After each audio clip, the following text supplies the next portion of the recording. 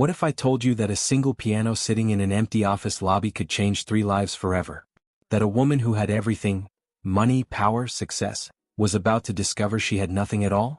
And that the man mopping floors after midnight used to play for audiences of thousands? Stay with me because this story will make you rethink everything you thought you knew about success, love, and second chances. The marble floors of Archer Communications building gleamed under the fluorescent lights as Margaret Sterling strode toward her executive suite. At 35, she was untouchable. Her name appeared on Forbes lists. Her decisions moved markets. Her confidence could silence an entire boardroom with a single glance.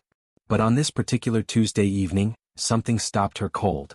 A man in a maintenance uniform stood frozen before the grand piano that had been collecting dust in the reception area for as long as anyone could remember.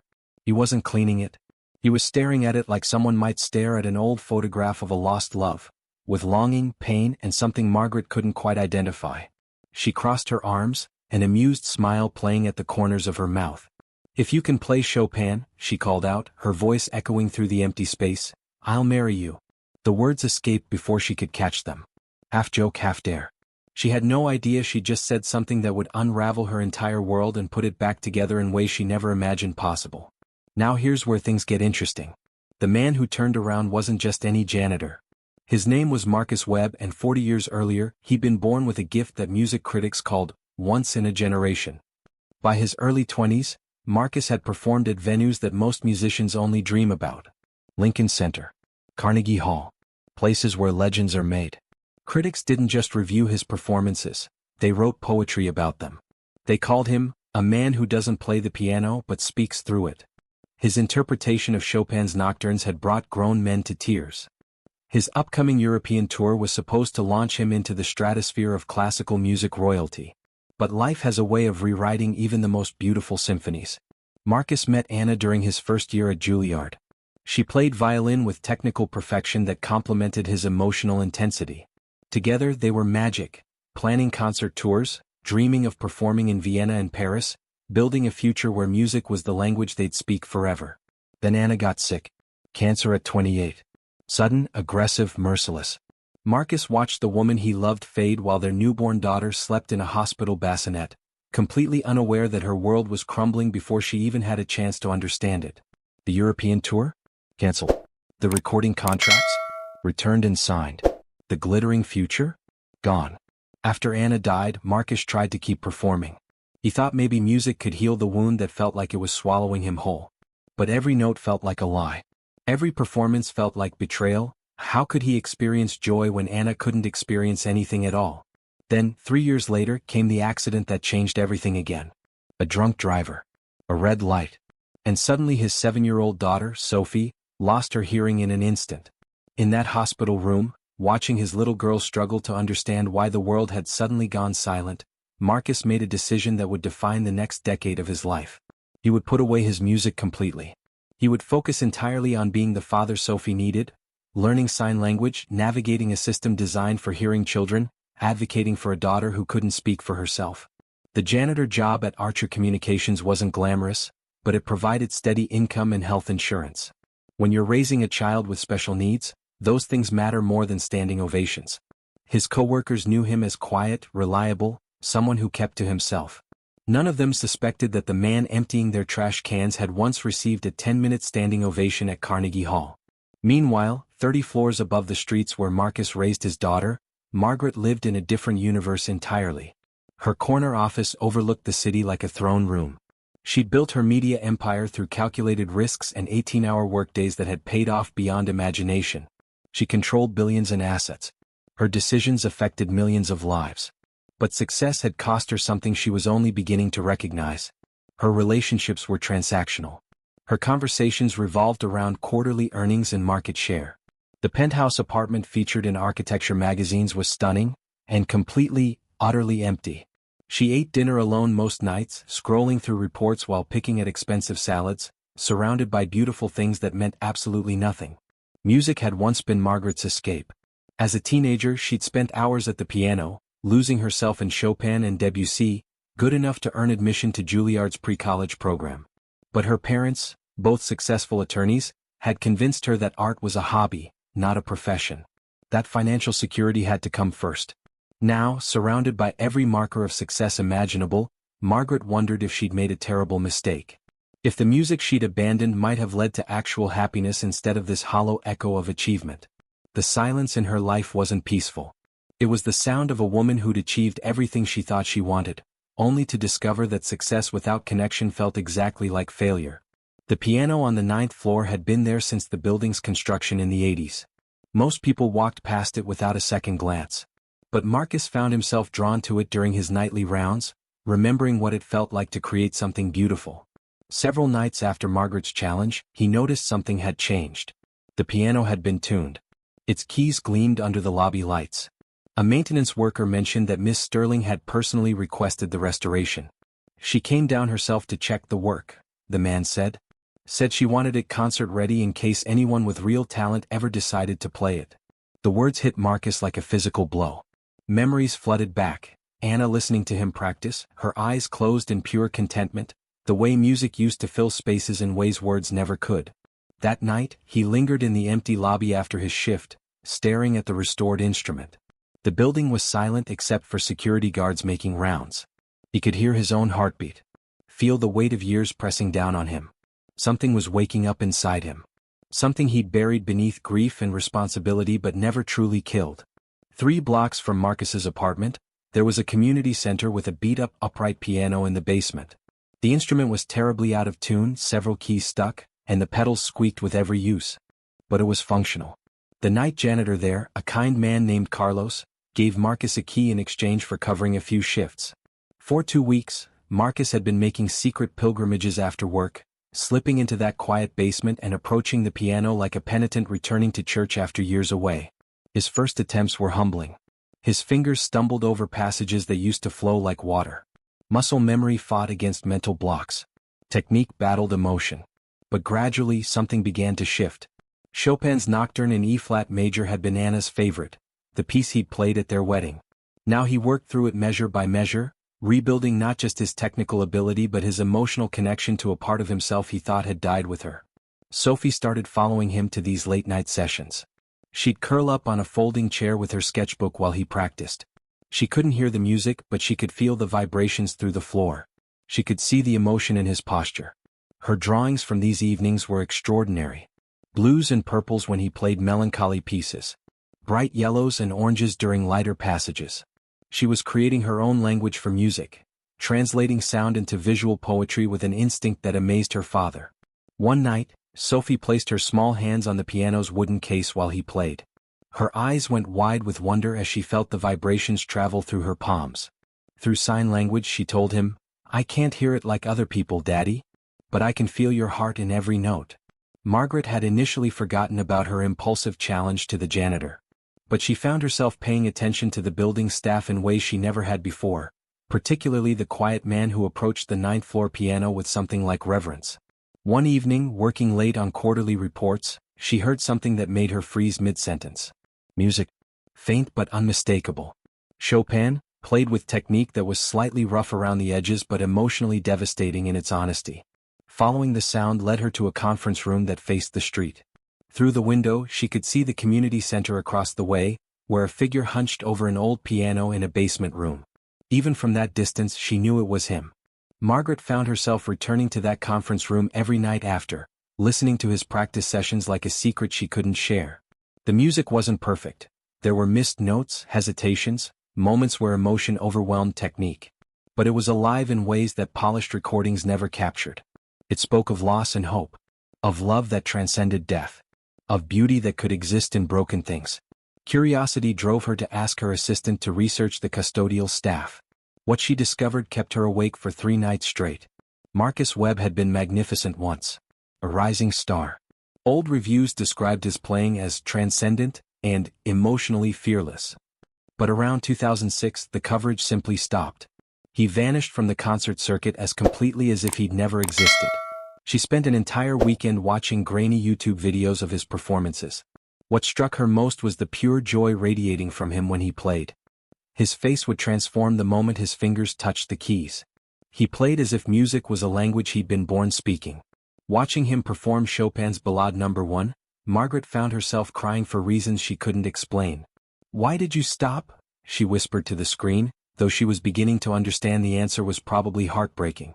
The revelation changed everything for Margaret. She began learning American Sign Language, practicing during lunch breaks, memorizing conversations that might be useful if she ever met his daughter. When she finally encountered Marcus and Sophie in the building's lobby the following week, she signed a simple greeting to the little girl. Sophie's face lit up with surprise and delight. Marcus's shock was even more pronounced. Here was his employer, this powerful woman, taking time to learn his daughter's language and engage with her as an equal rather than an object of pity. "You didn't have to do that," Marcus said quietly, emotion thick in his voice. "Yes, I did," Margaret replied, watching Sophie sign enthusiastically about her latest art project. Everyone deserves to be heard, regardless of how they communicate. What began as occasional lobby encounters evolved into something neither had expected. Margaret found herself creating reasons to work late, timing her departures to coincide with Marcus's shift. Their conversations deepened as trust developed. Sophie became the bridge between their different worlds. She'd show Margaret her artwork with pride, elaborate scenes of families and music rendered in crayon and colored pencil. Each drawing was a window into her silent but vibrant inner world. During one conversation, Sophie asked Margaret why she looked sad sometimes. Through Marcus's translation, the child explained she could see loneliness in people's faces, even when they were smiling. That Margaret carried a particular kind of sadness that reminded her of her father during his worst grief. The observation was so accurate it took Margaret's breath away. The evening Margaret invited Marcus and Sophie to her office marked a turning point none of them could have predicted. Her executive suite contained everything money could buy: imported furniture, original artwork, a view that seemed to stretch forever. But the centerpiece was something she'd inherited from the previous owner: a baby grand piano that sat in the corner like expensive furniture. She'd walked past it thousands of times without a second thought. But tonight it pulsed with possibility. "I thought maybe," she began, then stopped, suddenly uncertain. "Would you play something for Sophie?" Marcus approached the instrument with reverence. When he began Chopin's Nocturne in E-flat major, the piece he'd been practicing obsessively, the sterile corporate environment transformed into something magical. Sophie positioned herself beside the bench, her small hands pressed against the piano to feel every vibration. Margaret found herself remembering her own childhood, hours at her family's piano before practical concerns had redirected her path. As Marcus played, she unconsciously tapped the melody's rhythm on her desk. The three of them existed outside normal time, connected by music that transcended hearing impairment, social class, and professional hierarchy. When the last note faded, they sat in comfortable silence, each processing what had just occurred. The idea came to Margaret during a sleepless night weeks later.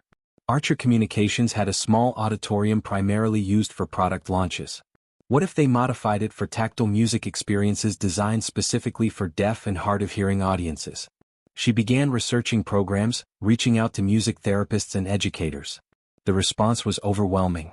Apparently, very few venues offered tactile concerts, and waiting lists stretched months into the future. Within 3 weeks, Margaret had organized an evening specifically designed for deaf children and their families. Marcus initially resisted performing publicly. His confidence was still fragile after years away. But Sophie's excitement about sharing her unique way of experiencing music convinced him. The night of the first concert, 30 families filled the modified auditorium. Children sat on specially designed mats near the stage, hands pressed against the wooden platform to feel every note.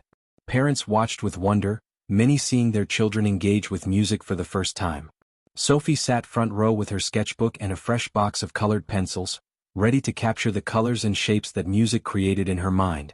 As Marcus began playing, she started drawing immediately, her hand moving in fluid motions that mirrored the music's rhythm. Other children watched fascinated, some attempting their own artistic interpretations. The concert became multimedia, combining sound, touch, and visual elements in ways that transcended traditional performance. At the back of the auditorium, Margaret stood with tears streaming down her face. This wasn't about perfect technique or critical acclaim. This was connection in its purest form. Art serving its highest purpose. When Marcus finished, the audience's appreciation was expressed through raised hands waving, the deaf community's visual applause. A silent symphony of gratitude more moving than any standing ovation. In the quiet aftermath, as families departed, Margaret found herself alone with Marcus and Sophie. The little girl had fallen asleep in her father's arms, clutching her sketchbook filled with colorful interpretations of the music she'd experienced. About what I said that first day, Margaret began, her voice barely above a whisper. About marrying whoever could play Chopin. Marcus looked at her, his arms cradling Sophie, searching her face. I think I was looking for something I didn't know how to name, she continued. I thought it was about sophistication or culture. But it wasn't. It was about finding someone who understood that some things are more important than perfection. Someone who could see beauty in broken things. Someone who knew the spaces between notes are just as important as the notes themselves. Marcus shifted Sophie's weight. I stopped playing for 7 years, he said quietly. After Anna died, after Sophie lost her hearing, I thought music belonged to my past. That I had to sacrifice it to be the father she needed. But watching her tonight, seeing how she experiences sound through touch, I realized I wasn't honoring Anna's memory by staying silent. I was dishonoring it. You gave me permission to remember who I used to be, Marcus continued. But more importantly, you helped me discover who I could become. Sophie stirred, her eyes opening to focus on Margaret. Through drowsy sign language she asked, Is Miss Margaret going to be my new mommy? The question hung between them. Margaret knelt to Sophie's eye level, her hands forming careful signs. Would you like that? Sophie nodded solemnly, then added with wisdom beyond her years, Daddy needs someone to help him remember how to smile when he's not playing music. 18 months later, the 9th-floor piano had become the heart of something beautiful and unexpected. Every Thursday evening the auditorium hosted Silent Symphonies, a concert series for hearing-impaired audiences that had gained national attention and inspired similar programs across the country. Music therapy programs cited it as a model for inclusive performance. Marcus had become the program's full-time musical director. His days filled with lesson planning, performance preparation, and collaboration with specialists. More importantly, he'd learned to balance his roles as father, partner, and artist without sacrificing any part of himself. The community center piano where he'd rediscovered his love of music now sat in their living room, donated by Carlos when the center got funding for a new instrument. On quiet Sunday mornings, the house filled with sound as Marcus played, Sophie sketched, and Margaret worked through violin exercises on an instrument she'd taken up after 25 years away. Margaret kept the piano in her office as a daily reminder that the most important decisions often come disguised as casual remarks made during vulnerable moments.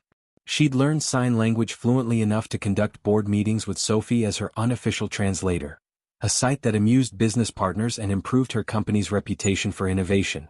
The three of them had created a family that looked nothing like traditional expectations but functioned with harmony that would have made Chopin himself proud. Their home was filled with music now, not just from piano keys and violin strings, but from understanding, patience, and love that had learned to communicate in multiple languages. The drawing Sophie created on their first concert night hung framed behind Margaret's desk, 3 figures beside a piano with musical notes floating around them like butterflies. Beneath it, in Sophie's careful handwriting, Chopin made Margaret cry. Daddy made music live again. But it was Margaret's quiet observation, spoken during one of their late-night practice sessions, that truly captured what they'd discovered. I wasn't looking for a pianist. I was looking for someone who knows when not to play. In the spaces between notes, in the silences that made music possible, they discovered that love, like great art, wasn't about perfection. It was about presence. Not about what was heard but about what was felt deeply and completely in the chambers of the heart.